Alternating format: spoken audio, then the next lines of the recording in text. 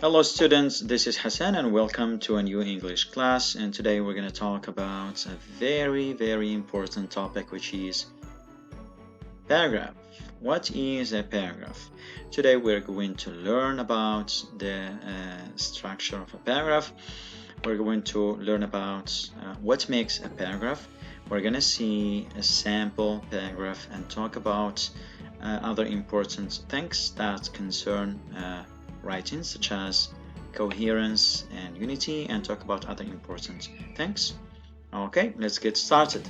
Now, what makes a paragraph? There are three important elements that makes a paragraph. The first one is topic sentence, then supporting details, and finally concluding sentence. Every single paragraph has to have this or these three elements: topic sentence, supporting details, and concluding sentence. Now we're going to see each one in detail, and after that we're going to see sample. We're going to see these three in a sample paragraph. Okay, so the first one is topic sentence. Now, a topic sentence usually is the first sentence in a paragraph, and the function of this sentence is to tell the reader the main idea of the whole paragraph. The main idea of the whole paragraph. Now, what makes a topic sentence? A topic sentence contains two important elements. The first one is the topic, and the second is the controlling idea. Now, what does this mean? This means that you introduce your topic, or the topic you are going to be writing about in your paragraph, and you tell the reader the controlling idea that will be analyzed in that paragraph. What are you sharing about the topic? What are you saying about that topic? Okay, so let's see these two examples of a topic sentence. So number one, people learn English for a number of reasons. So the topic is learning English, and the controlling idea is for a number of reasons. Okay, second one is it takes a lot to be a marathon runner. So the topic here is a marathon runner, and the controlling idea is it takes a lot. Okay, or in other words, what makes a marathon runner? So these are just examples of a topic sentence. So remember that anytime you write a topic sentence for your paragraph, make sure to review it for these two elements: topic plus controlling idea. Now, let's give you more information about the topic sentence. A topic sentence is a complete sentence. Don't write a fragment or a dependence clause. Make sure that your topic sentence is a complete sentence with a subject, such as here, people, with a verb, learn, and with complete thought. So people learn together with English for a number of reasons make a complete sentence, complete thoughts. And it takes a lot to be a marathon runner, so it is the subject, takes is the verb, together with a lot to be a marathon runner makes a complete sentence. So remember that a topic sentence is a complete sentence, not a fragment. And a fragment is the opposite of complete sentence. It is incomplete in the sense of missing either the subjects or the verb or the complete thought. And topic sentence can be either the first sentence in a paragraph, or it can be the second sentence. Sometimes and occasionally we can find the topic sentence in the middle or at the end. Mostly for beginners who are learning to write paragraph, it has to be at the very beginning of the paragraph. Now let's continue. What comes after the topic sentence? What comes after the topic sentence are supporting details. Okay, what comes after the topic sentence are supporting details, as we learned here. So topic sentence should be supported by supporting details. Now, what are supporting details? Supporting details are made up of major and minor details. Okay, every topic sentence should have at least two major supports and for each major support we should have at least one minor support. So it works like this. After you finish your topic sentence, you start with major support 1, and this major support 1 should be supported by minor support, minor support, minor support, either 1, 2, or 3, okay, depending on the need of how much you need to support that major support. Then you start your major support 2, then you explain your major support with enough minor supporting details, 1, 2, or 3, okay, and then major support 3, minor support, minor support. Now the function of the major support, and this is very important, the function of the major support is to support the topic sentence. So major support 1 directly support the topic sentence. Major support 2 directly support the topic sentence, and major support 3 directly supports the topic sentence. Now what is the function of the minor support? Minor support support the major supports, okay? And what are minor supports like?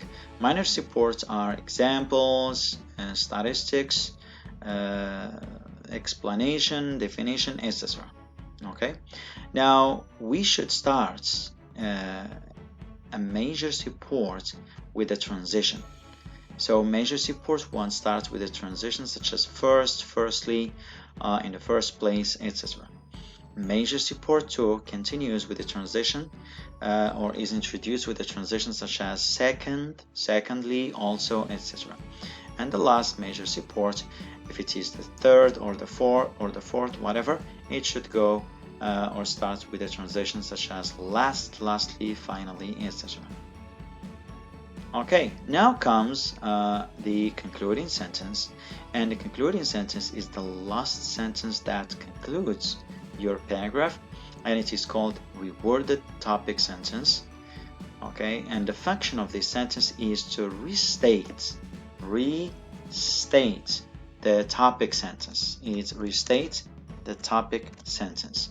In other words, it says the topic sentence in different words but with the same meaning. And it's better to start this rewording topic sentence with a transition such as to summarize, to conclude, in summary, in brief, briefly, briefly speaking, overall, all in all, etc. Now let's move on quickly to see a sample paragraph. And this paragraph is written by students, and it's about cell phone. Now I have used colors here to show you the different element that I just talked about before. Now let's go back to this outline. The first sentence is called topic sentence, and it is the one in red. Okay, cell phones have helped people in different ways. So cell phones, as we said before, is the topic, have helped people in different ways is the controlling idea. We can't have just cell phone as a topic sentence or an incomplete sentence or fragments, and we consider it as a topic sentence. Now, based on this topic sentence, we learned that it will be about the different benefits of a cell phone. First, remember I mentioned before that a major support should start with a transition. First, you're telling the reader, this is my first major support that supports this topic sentence. In the event of an emergency, having a cell phone can allow help to reach one quickly and could possibly save lives. For example, one may call 911 immediately when an accident happens. This will surely save people's lives. So these sentences in black are minor support, and their function here in this paragraph is not to support the topic sentence in a direct way, but to support the major support, the first major support. Let's continue. Furthermore, so first signals the first major support. Now, furthermore, signals the second major support that supports this topic sentence.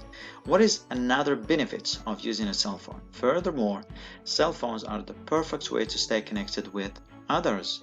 This is the second major support. Now, minor supports. With my smartphone, I'm always able to keep in touch with my family overseas without the far distance between us. Through social media such as Facebook and WhatsApp, I stay in touch with my family and so many other friends as well. These two sentences in black stand as good support for major support too.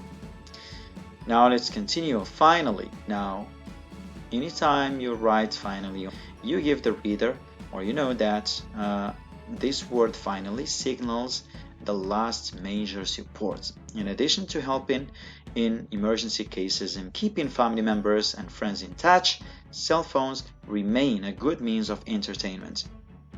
Now, this is a good way to remind the reader of major support 1 and major support 2 in the major support 3, which is here. Helping in emergency cases, this is 1, and staying in touch with family and friends, this is 2. The final benefits of a cell phone is that it is considered a good means of entertainment. Can we stop here? No, we need to provide examples for this last major support, and this example here or analysis or explanation is: when one feels bored, he or she returns to one's touch phone to spend some time playing video games, watching movies, or listening to music. As you notice here, this minor detail explains in more words this major support, which is the last major support.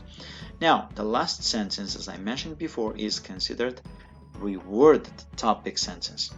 Now, a reworded topic sentence, as I mentioned before, is a restatement of the topic sentence, which is restating the same topic sentence in different words. Let's read it. Above all, cell phones remain of great value thanks to the above mentioned advantages. Yeah, they have the same thing. Now, let me just refer to something here which is very important. Some students, let's say, connect the major support with the minor support with because. This is a very common mistake. My advice to you is, after or when you finish writing your major support, put a period. Don't mix it, don't connect it with the minor support.